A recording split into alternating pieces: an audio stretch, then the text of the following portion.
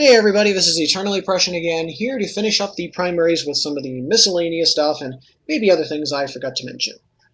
I'm having my mag hold the Boltor at the moment because I know it should be classified as an assault rifle, but the way it feels is more like a really heavy version of that, so it doesn't file under assault rifle for me, it actually files for me under something I can't quite define. It's almost a miscellaneous, but not really. When I added speed trigger to this thing, it felt like a really high-powered SMG, so it sort of left me confused, and I know other weapons are like that, but I don't know, something about the Boltor feels very different from a regular assault rifle to me. That said, with its puncture damage, it's an excellent weapon, but I just really didn't know what to think of it, so here it is filed under miscellaneous. So, well, let's just bump right over to the next weapon. Next in the miscellaneous category is the Darra. The Darra is technically an assault rifle, but it's also an energy weapon, meaning I couldn't just classify it under the classic bullet spray kind of stuff. It is a very accurate assault rifle, to say the least, with 100 accuracy. It fires quite literally right where you shoot it. This again deals in puncture damage, meaning that, oddly enough for a corpus weapon, it does incredibly against Grineer. You might not think that, but it is certainly worth getting, so if you have the chance in the research lab to pick up a Darra, by all means, go ahead and do it. It's a wonderful weapon to have around. This unusual piece of Grineer work is the Granada, carried around by the standard Grineer troopers. It is an SMG in reality, and it should be treated like one. Many people treat it like an assault rifle, which is actually the wrong way to go about it, and will guarantee you do not enjoy this weapon. The Granada is more of a support weapon. I gave it to my Saren because I think she can blend support and offense very, very well. So for someone like her, I think a Granada is ideal. As you can tell by its incredibly tiny numbers, you may not think it does a lot, but let's be honest, a little bit adds up to a lot with 60 magazine size.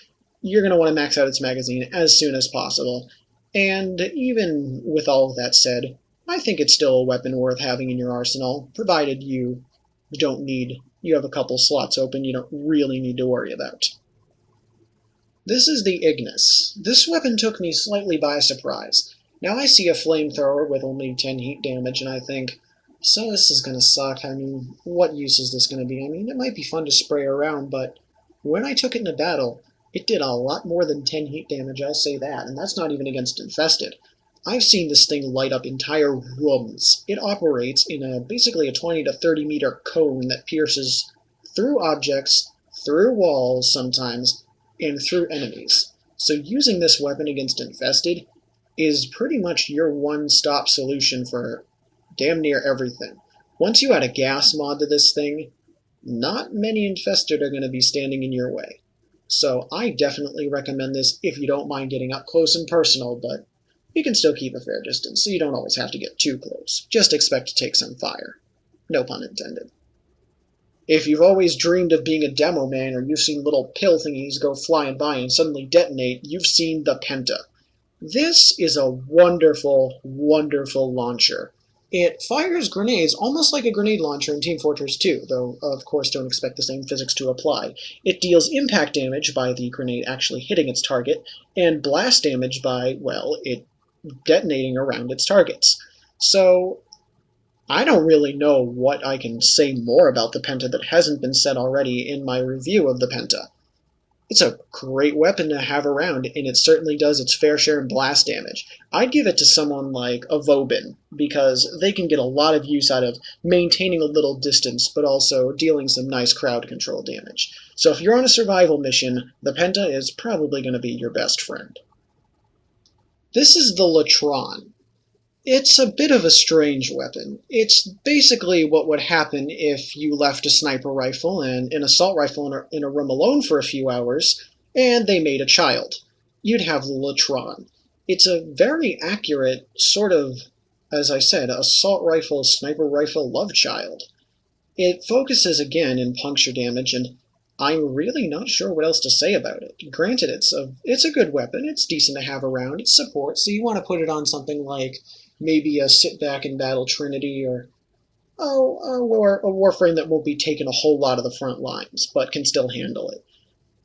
A good weapon, but I'm not quite sure what to say about it, despite the fact that I use it a lot. This little beast is responsible for so many kills in defense missions, in mobile defense missions, and in survival missions. If you see an Ogress rocket headed your way, start running. Or just run right into it, because the Ogress only deals a fourth of its damage when you hit enemies directly, so don't expect to go soldier on people and just blast them with rockets. Blast at their feet, or roughly around their feet, because that is what will deal insane damage. This is blast damage unmodded. When modded, it deals in the upper thousands. If you can, or your clan can afford the resources, get it. I have little more to say than that.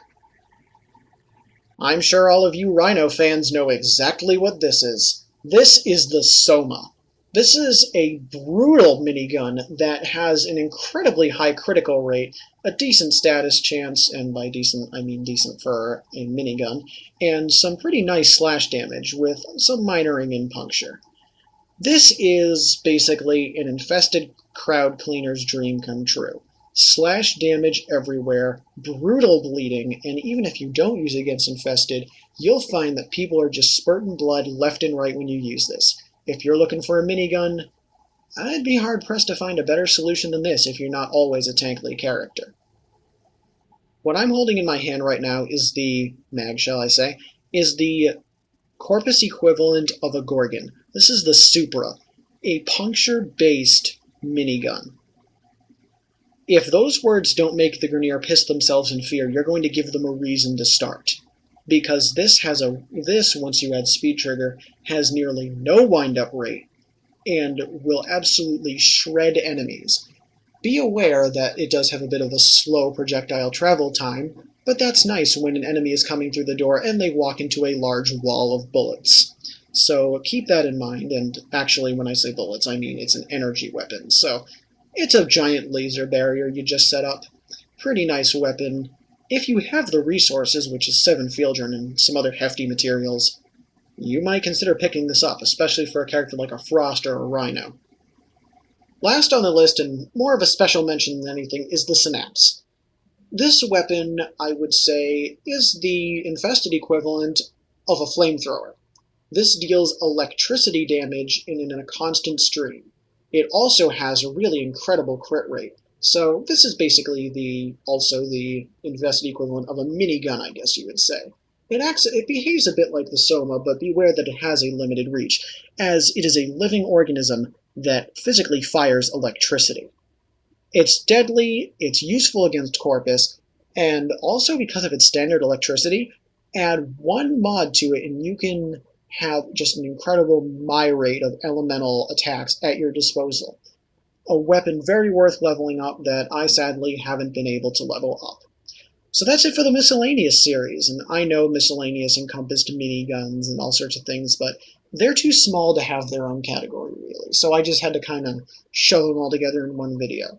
No, this is not every primary weapon, I know that. I left the Gorgon out, I left a couple other ones I didn't have out, but this is just to give you an idea.